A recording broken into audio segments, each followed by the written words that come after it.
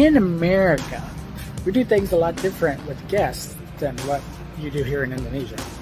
Here in Indonesia, especially in Batak culture, it is really common for you to have your door open and be accepting of everybody and expecting guests throughout the day. That doesn't happen in America. We're far too busy. And if you want to have guests over, you usually have to plan it in advance or make an appointment. The only people that stop by unannounced usually are really, really close friends on rare occasions, family you live with, and the police.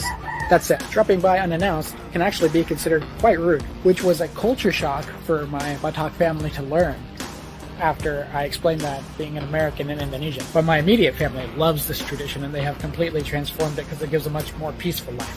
If you want to visit someone, you got to make an appointment. You have to have permission. You don't just stop by and knock anymore. That hasn't been happening since the 50s. And I've even had some occasions here where people will just try to open our door just because they want to have conversation and talk and check in. And they just try to walk straight in the house. That's crazy because in America, you can be legally unalived for that. Legally! Also in America, we work so much and we have so very little free time. Or at least the most of us. The average person has so little free time in America that most people like to be alone, have a little bit of solitude, and they take joy in solitude. Rather than Indonesia, everybody always wants to be together and constantly in a community, which is a really awesome concept.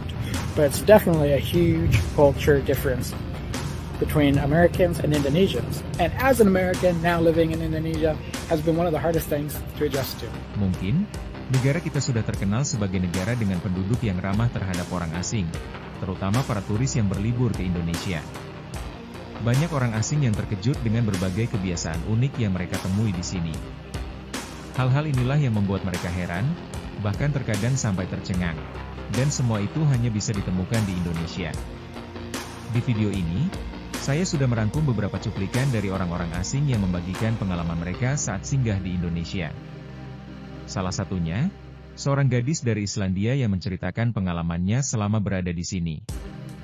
Mari kita dengarkan apa yang dia katakan tentang Indonesia. Okay, 3 culture shocks I've gotten by living in Indonesia.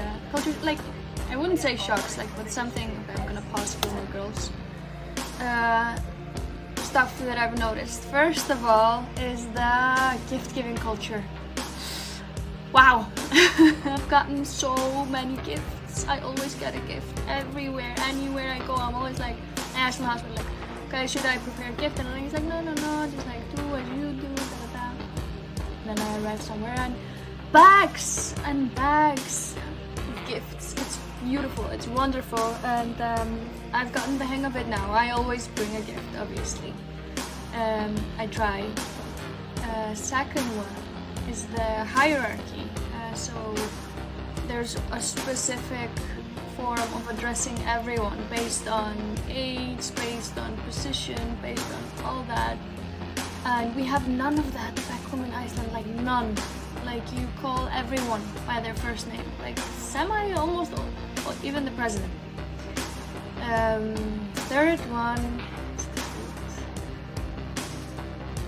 the shock that I've had is by how fucking delicious it is, and now I understand why in my culture we don't like I don't want to say this, we don't have like the what's it called, tradition of like thanking for the food and everything, and you know, and I think but yeah. Bule Amerika ini memiliki pengalaman yang bikin kaget dirinya. Betapa canggihnya ATM di Indonesia, karena ATM di Indonesia memiliki berbagai macam fungsi dan fitur yang banyak. Tidak seperti di negaranya, di mana ATM hanya bisa digunakan untuk tarik setor uang saja. Mari kita simak apa katanya. Back in the US, I rarely use an ATM machine. But in Indonesia, there are so many things you can do at an ATM other than just withdraw cash. For example, you can pay your water bill, your electricity bill, your gas bill, your internet or cable bill. You can even pay for a plane ticket at the ATM. You can pay insurance payments or loan payments. You can top up mobile banking apps. It's just wild, the things you can do at an Indonesian ATM. You can even transfer money directly from your bank account to another person's bank account even if it's a totally different bank than yours. I absolutely love ATMs and mobile banking in this country. Selanjutnya, lihat apa yang dikatakan oleh bule Rusia dan Lebanon ini, yang merasa janggal dengan hal-hal yang mereka temui di Indonesia. Mari kita simak apa katanya. Apa culture shock kalian ketika tiba di Indonesia?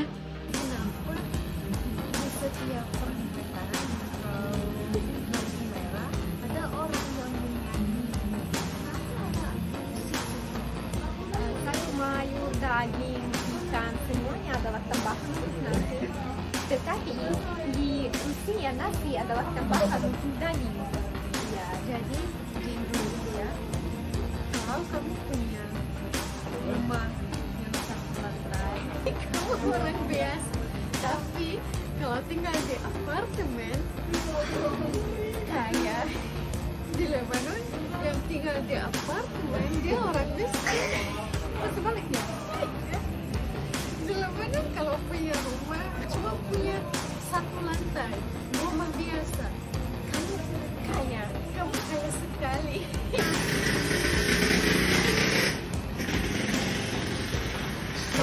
Tidaklah puisanya. Lain lagi dengan pengalaman bule Inggris ini, kenapa mereka begitu kaget dengan apa yang dilihatnya di Indonesia? Motor berseliweran di mana-mana dan makanan Indonesia rata-rata pedas. Kalau di Indonesia kurang pedas itu kurang mantap, Mbak Bule. The culture that shocked you the most when you first come to Indonesia?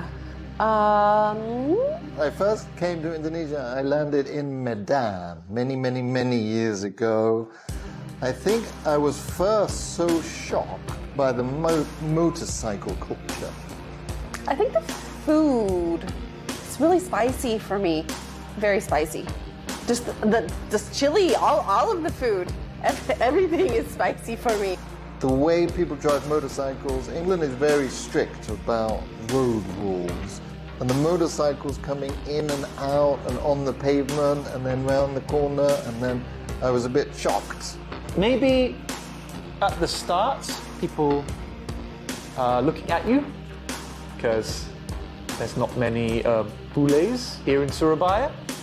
But I think the first culture type shock to me was when I had nasi padang for the first time, and I'd never eaten food with my hands before, apart from a sandwich or pizza.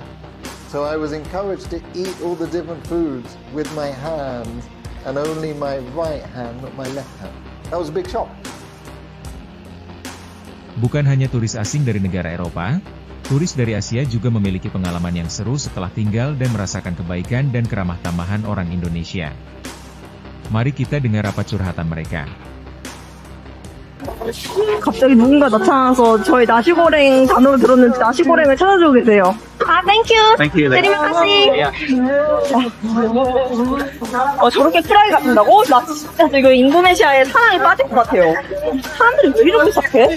자카르타 솔직히 사람들이 막 노잼이다, 볼 거 없다 이래서 사실 별 기대를 안 했거든요. 근데 사람들이 너무 착하고 음식도 너무 맛있고 왜 자카르타 별로 안 좋아하지? 여기 호텔 사장님이 돈을 빌려도 있으니까 내일 갚으래요. 지금 그리고 로컬 식당에 데려다 주시겠대요. 대박이다. 왜 이런 친절이 다 있지? 아 진짜 믿을 수가 없다. 아 진짜 사람들 너무 친절해. 빨리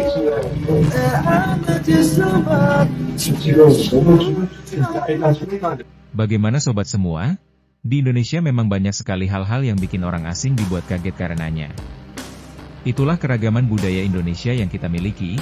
Jika kamu memiliki pengalaman dengan teman asingmu, ceritakan di kolom komentar.